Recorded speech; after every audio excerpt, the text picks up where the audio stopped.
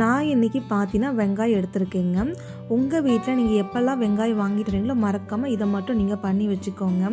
அப்போ தாங்க வெங்காயம் ரொம்ப நாளைக்கு நல்லா ஃப்ரெஷ்ஷாக இருக்கும். எப்போ நீங்கள் வாங்கிட்டு இருந்தாலும் சரிங்க, வெங்காயத்தை நல்லா காத்தோட்டமாக பகுதி வச்சுக்கணும். அடைச்ச மாதிரி வெங்காயத்தை வைக்கக்கூடாது.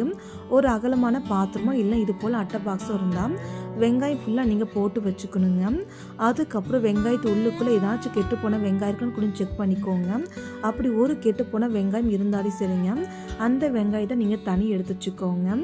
அதுக்கப்புறம் வெங்காயம் மிச்சம் வெங்காயம் எல்லாம் இருக்கு இல்லையா, அந்த வெங்காயத்து மேலே கை வச்சு லைட்டாக நீங்கள் ப்ரெஸ் பண்ணினா அது மேலே இருக்கிற வெங்காயத்தூள் ஃபுல்லாக வந்துடுங்க. அந்த மாதிரி வெங்காயத்தூள் ஃபுல்லாக நீங்கள் எடுத்து விட்டுருங்க.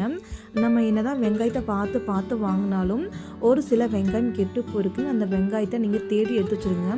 ஒருவேளை நல்லா வெங்காயத்து கூட கெட்டு போன வெங்காயம் சேர்ந்துச்சுன்னா சீக்கிரமாக வெங்காயம் ஃபுல்லாக கெட்டு போயிடும். அதனால் மறக்காமல் இந்த வெங்காயம் வாங்கிட்டு வந்தோடனே இதை மட்டும் நீங்கள் பண்ணி வச்சுக்கோங்க. கண்டிப்பாக இந்த டிப்பு உங்களுக்கு ரொம்பவே யூஸ்ஃபுல்லாக இருக்குங்க.